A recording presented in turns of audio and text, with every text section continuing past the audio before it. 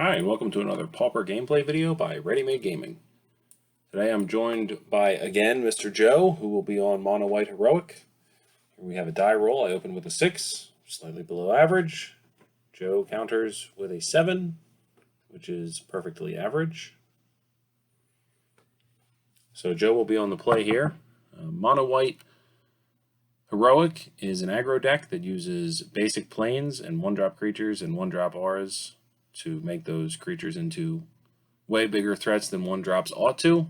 And the Snow Zoo deck is a monstrosity. The mana is atrocious. It exists only because Kaldheim gave us snow-typed dual lands, so you get to play cards like Safe Rite Passage and Into the North and all these things. Joe leads with Sacred Cat, passes. It looks like I open with one of those lands. I believe it's Arctic Tree Line. That's a Forest Plains ETB tapped snow. Joe's second turn is playing Ethereal Armor, misses second land drop and attack for 2. I fail to note that Sacred Cat has lifelink. I will, on my second turn, play a snow-covered forest and Into the North for a Rugged Highland, maybe? That would be a mountain forest. It's probably not that. It's probably an alpine meadow, which is a mountain plains. Joe's third turn consists of, again, no land drop, but this is a second Ethereal Armor, so he's now attacking with a 5/5 lifelinker. And a lot of times you can keep one-landers with these aggro strategies. They have one-mana creatures and one-mana auras that go on them, make them kind of difficult to deal with. Depending on what this Safe Rite Passage, this card is gas. This is an attune with the Aether from Morrowind, I think. Morningtide. I just combined Morningtide and Lorwyn. But yeah, it says get a forest or a plains from your deck. In this case, it allows you to get non-basic lands, these paired typed dual lands from Kaldheim, fulfill the requirements. That looks like a Rimewood Falls, so we might be trying to power up a Tribal Flames here. This deck contains 4 Lightning Bolt and 4 Tribal Flames, as well as 4 Wild Nicatl, which is really the reason that I built it. Wild Nicatl is one of my favorite Magic cards of all time. Joe's fourth turn. Do we hit the second land? No, but we hit the third Ethereal Armor. So now each one of those enchantments says +3/+3 in first strike. So that is a first strike, lifelink 10/10. So we've attacked for 2, 5, and 10, 15. Joe should be at 35, 37. There's an Abundant Growth on a forest. A little bit of value there. Draw a card. Work your way through your deck a little bit. And Joe's favorite card, ever printed in any card game, Core Skyfisher, allows us to pick up and replay the Abundant Growth. A little bit of free cards there. Now, it makes for an excellent chump blocker. Just throw it in the way.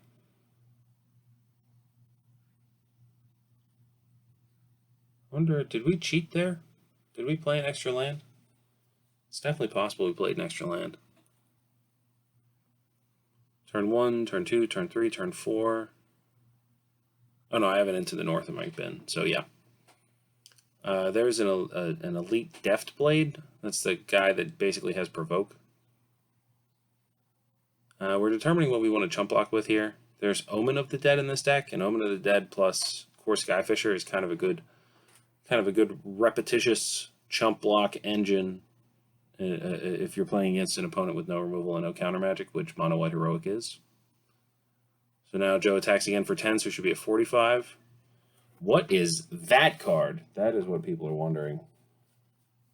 It's a Matka Rioters. It's out of Conflux. It has Domain. It's a 2 and a green to make a star with Domain. This creature's power and toughness are equal to the number of basic land types you control. So on the regular, this is like a Pauper version of Tarmogoyf. I don't think that the cards in this deck are particularly great, but I ripped this list offline, which is not something I always do, but This one was online and had Lightning Bolt and Wild and Cattle, and it's tough for me to say no to that. So now we're getting attacked for 12, 13, 14 power, right? So Joe should be at 59. And Joe politely points out that that card had lifelink. And has had lifelink for the duration of this game. So now we'll do some quick math.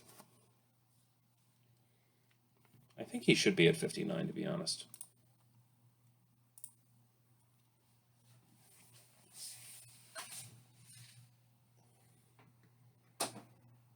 I mean, 59 is not that much different from 1,000. This is a combat-based strategy, so we're going to need Lightning Bolt plus Chainer's Edict, or... I mean, we could have all the Tribal Flames in our deck and probably not get there. Well, we have 7 mana sources, so we could go triple Tribal Flames, especially with him declaring an attack. First strike. He does not take damage. So his first strike, first strike, first strike, first strike, lifelink, Sacred Cat has 13, 14 power and toughness.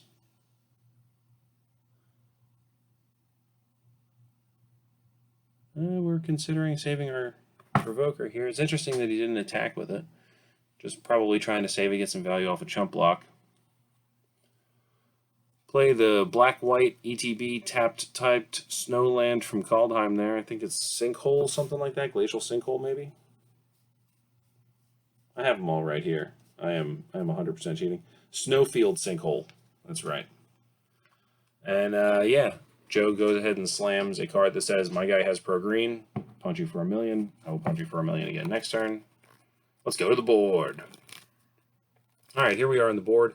Looks like I'm dropping some number of targeted removal spells. Rancor, Card Ape, going to bring in removal, cast down, Diabolic Edict. Just pretty much anything that simplifies the game. He's going to bring in some sweepers. Yeah, I have Ray of Revelation in the board. I have Leave No Trace. I have Diabolic Edict, Standard Bearer, Cast Down. All these are pretty good cards. What happened here? Where are we? Oh, I guess we lost part of the first game. Okay, well, this is an absurd board state.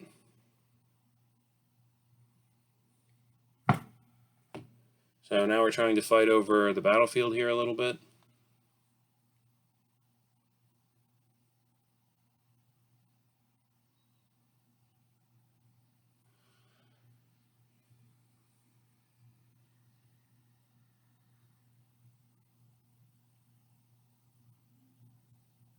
So Cast Down's targeting Laguna Trailblazer. It's going to be countered by Karamitra's whatever.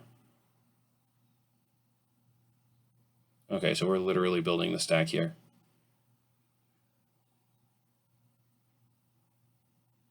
Emerge unscathed.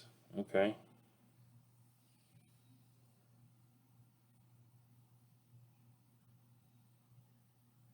Okay, so I see. The Benevolent Bodyguard is given protection from some color. Cast Down has been cast in response. Karamitra's protection has been cast in response to that. Leave No Trace has been cast in response to that. And now there is a protection from black going onto the stack from the rebound spell. So now that creature is no longer enchanted.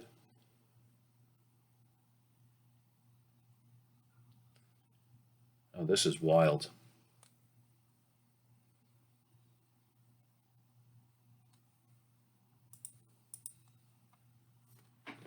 Benevolent Bodyguard. We have protection from multiple colors here. It doesn't look like he can give protection from all 3 of the colors of spells and creatures that I'm targeting with, so black, green, and white is what he has to protect against. We're going to destroy all the enchantments.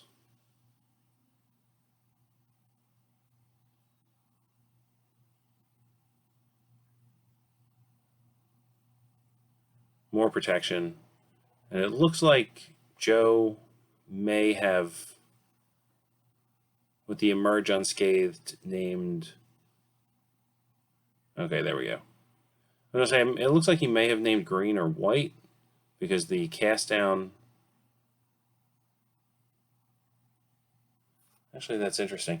So what he could have done is he could have sacrificed the bodyguard there to give it pro black, which would force the cast down. So then I cast down, so he has to respond with Karametra's protection, Karametra's favor, whatever that instant spell is.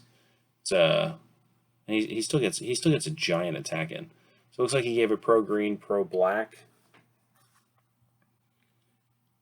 We'll get some 6/6s in the way here. We'll get 6 power, 6 toughness. We'll chump with the core Skyfisher. The Seeker of the Way will die. He's going to gain some life. Joe's going to access his phone.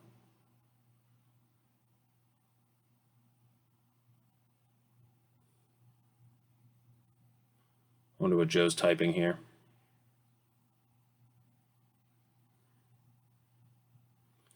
Now we're in a spot where it looks like we're both kind of top decking. There's a Tribal Flames. I still don't know. I guess okay, that was going to say, I'm not 100% sure how I deal with a 6/6 here unless I have an Edict effect, but I do have a first strike Death Touch guy, or a Death Touch guy rather, in the Thorn of the Black Rose. No board, only game 3. So Joe's going to keep on 6 here. That second game was confusing. I lost a lot of footage there. But at least we came in at the end. Lead on what looks like snow-covered forest into abundant growth. Plains. Laguna Band Trailblazer. Best card in the deck by a lot. That is a 0/4 with Heroic. The card is absurd.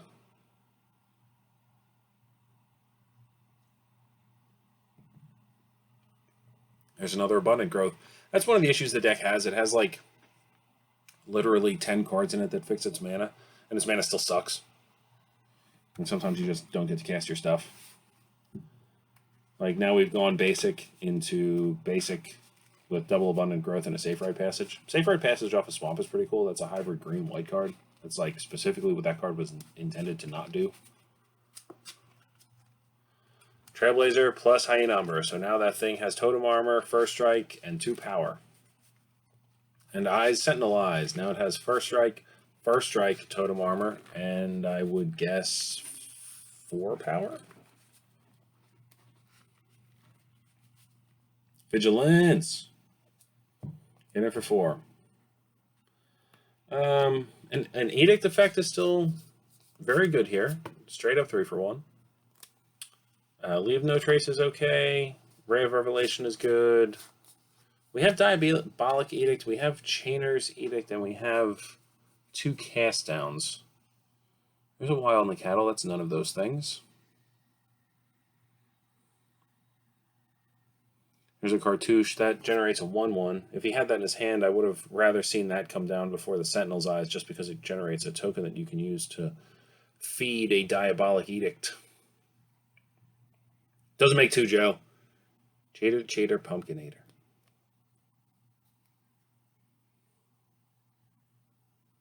And there's an Crow and Skyguard. That is a 2/2 flyer, or a 2-mana 1/1 flyer with Heroic. Take another 6. So we've taken 4 and 6. We're down to 10. There's no lifelink. There is First Strike at least 3 times on that Laguna Trail. Like that's why I'm really just fascinated by the archetypes that slap a bunch of things onto one guy. It's obviously pretty straightforward and it's not overly decision intensive, but it is fun to imagine a creature that has First Strike written on it. Like that text box I would own that card. That could be a Secret Lair card. I would buy that Secret Lair. There's another Abundant Growth, just ripping through our deck. Doing nothing. Now we're in a spot where we definitely have to block. We could cast down the Akron Skyguard. Tribal Flames works. I kind of don't hate that. Tribal Flames is okay here, only to use on that Akron Skyguard. Well, we definitely have to block. Oh, I guess we don't have to block. Looks like we're not blocking. Down to 4. Living our best life, man. But yeah, that Akron Skyguard represents like an unblockable threat outside of core Skyfisher, and that's it. And Tribal Flames isn't really that effective at killing something with 10 power, or 10 toughness, rather. So just kind of getting the thing out of the way and not opening yourself up to some sort of like flash enchantment and then, you know, protection from that thing, or it's just fine. Just play it at sorcery speed. Tribal Flames might actually be a sorcery. I have no idea. Time to check the tape. Yeah, Tribal Flames is a sorcery, so that explains why I played it at sorcery speed. There's a Rioters, 3-mana 5/5. Ooh, it looks like we just completed the 5/5 too. Yeah, big, because that's a Rimewood Falls there. That's a forest island. That's a Pauper legal tropical island. Don't let anybody tell you different. So what do we do with our textless 5/5 here? Oh, what are we doing? Definitely cheating. Looks like another Safe Ride Passage or an Ash Barrens. I don't know. I don't know what that is.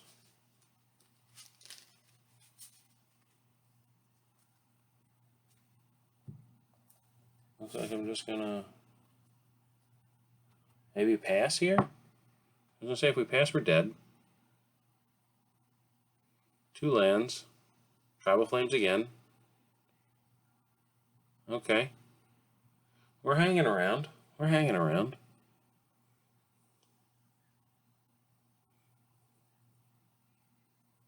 Definitely chump block. No problem chump blocking. Sure, sure, sure. Omen of the Dead would be okay here. Okay, no. No Omen of the Dead. Why is our swamp tapped? We really only have 5 mana sources here. Is this only turn 5? This can't just be turn 5. Oh no, I guess we have 6 mana sources. There's a Thorn of the Black Rose. That card's good. That card's good. Card says draw an extra card. First Strike kind of beats Death Touch by a lot here. So we're not actually going to be able to trade with our Thorn of the Black Rose, and even if we were, it would just be for a Hyena Umbra. But Hyena Umbra, along with having Totem Armor, grants the creature first strike. So again, that Laguna Trailblazer is a first strike, first strike, first strike, first strike. No! Don't take your Aura away. Doesn't that have first strike? Yes, very good. First strike. Yeah! We solved it. Alright, here's a draw step. He could have stolen the Monarch there with just a simple attack. Chose not to. Don't know if there's a reason. Joe might be on autopilot. Push with my a billion guy. Alright, we're in chump block mode. Let's see if he sees it this time. There's another Ethereal Armor. I do not think I would have gone there with it. I think I would have gone onto your Laguna Band Trailblazer with that. Yeah, Joe considered attacking that turn. He just chose not to. I believe Ethereal Armor also counts my enchantments, so there's a pack mate with a draw step for the draw step, and then I get the draw card because it's a pack mate, and that's what it says to do. There's a Core Skyfisher. Oh yeah, you hear that? Hear that engine humming? How many game actions can I execute and not effectually change anything? Draw for the Monarch. If I were Joe, I would have elected to not give my opponent the Monarch. Poke. 10 power guy. Chomp.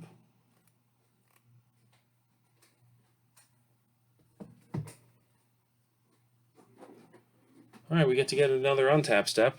Still maintaining the Monarchy. Now it's kind of tough for Joe because I have more than one creature to block with. He should have taken the window to steal the Monarch. This game would be over by a lot. He'd be drawing 2 extra cards. 3 extra cards maybe by now.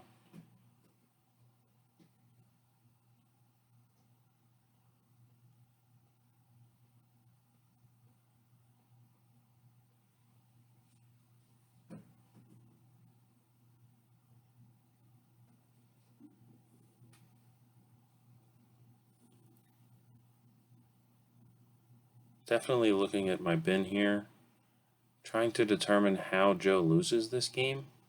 None of his creatures have lifelink, which is relevant. He does kind of risk getting burned out to a certain degree, but not really. 2 of the Tribal Flames have been used on creatures, and a Bolt has been used on a creature. Draw for the Monarch.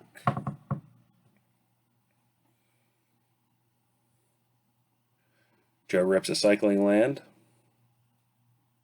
into another land.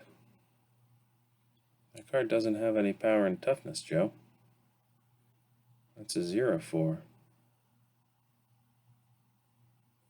Mutagenic growth? How dare you? Okay. What do we have in response here then? Maybe a cast down? We might have a cast down.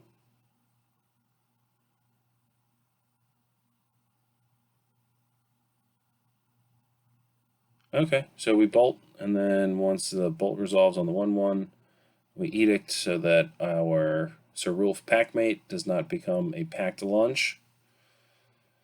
And we get to go to our turn again. We get another untap. Joe's drawing a lot of lands. That's 7 lands. There's only 15 or 16 in the deck. He would have drawn it faster if he stole the Monarch from me, but luckily I avoided that. An Omen of the Dead. Let's get back a Core Skyfisher. And this is really one of the appealing parts of this deck. It draws a lot of the things that are good about other decks and just sort of slaps them together. There's no Scred, which is kind of weird. There wasn't a Scred in the list when I ripped it off the internet, but there probably should be at least a couple Screds in here. Scred might be able to loosen up some of your black mana requirements. Like if that Diabolic Edict was a Scred, it would have been able to kill, you know, the original Trailblazer, or the Trailblazer that I wanted to kill anyway.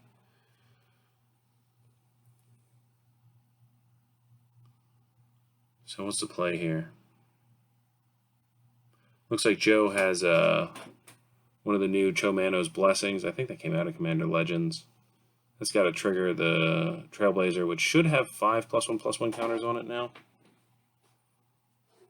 It says pro green. Flash in Omen of the Dead. Get back Core Skyfisher. Is there any other use for my mana here? No. This is where this is the part of the game where you really get to leverage your ability to just do largely meaningless game actions. Like it is not a good use of one's time. What is Joe doing? Sending pictures?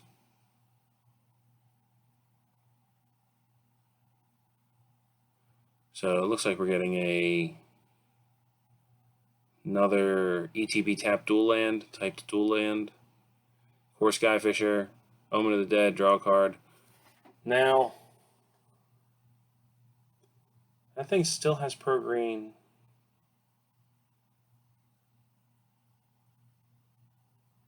Oh, Joe is checking out. Joe's on the Facebook. Yeah, if you don't have removal, this is definitely tough to beat.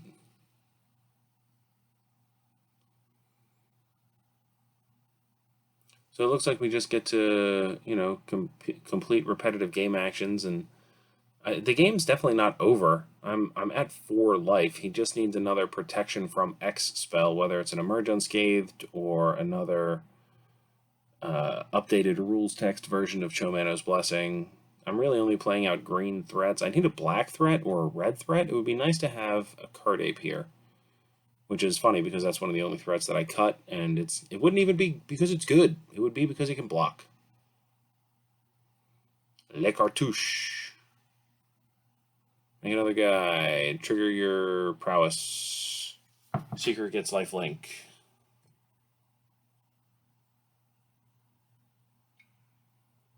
Yes. Yes, count. Should have 6. Yes. Excellent. Excellent.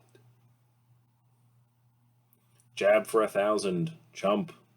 If you've seen this play before, tell me. So the imminent threat that I'm facing at this point is not loss of life, it is decking out. I am drawing a bunch of cards, I am recycling cards, I am, you know, dartling. I'm turning this aggro snow zoo deck into sort of a mid-range control, like generate X number of chump blockers where X is equal to the number of turns you want to play. What are we getting back here? This is interesting.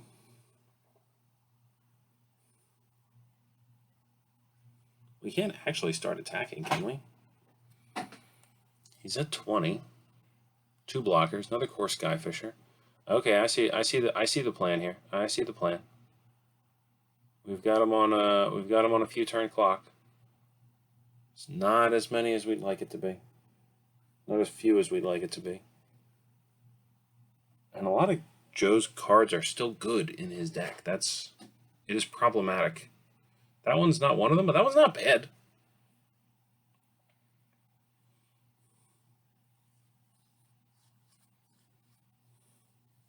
Omen of the Dead, 4 core Skyfisher.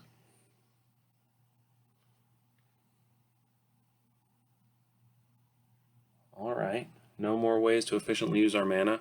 We have almost every land in our deck. We play 15, 16, maybe 17 land. It looks like we have 12, 13 on the battlefield now. So I don't think that the mana issues that this deck typically faces are going to be problematic in this instance. Thorn of the Black Rose, become the Monarch again.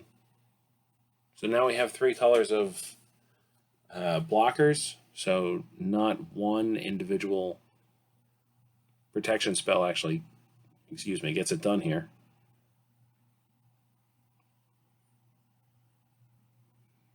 Looks like we're trying to figure out the math.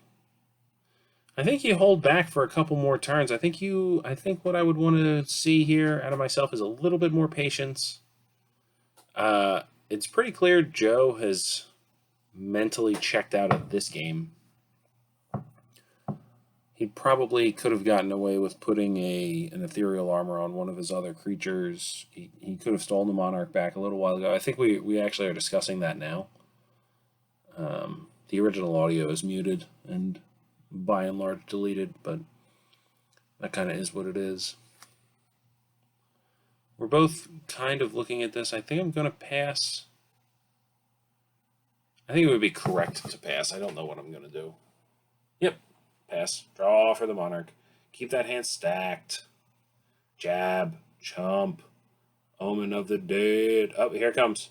The Hunter Landis. Look at the top X cards of your library. Figure out if you could win. If you could, then say, oh well. And the answer is Emerge Unscathed would be okay, but not great. So yeah, that was a tough game. That was a powerful combo of Joe's favorite card ever printed, Core Skyfisher, and Omen of the Dead just being a silly, silly magic card. Well, hey, I'm glad I found this old file and could do some editing and do some voiceover work and post something up on the channel. So hopefully I'll see you all soon. And if not, that's okay too.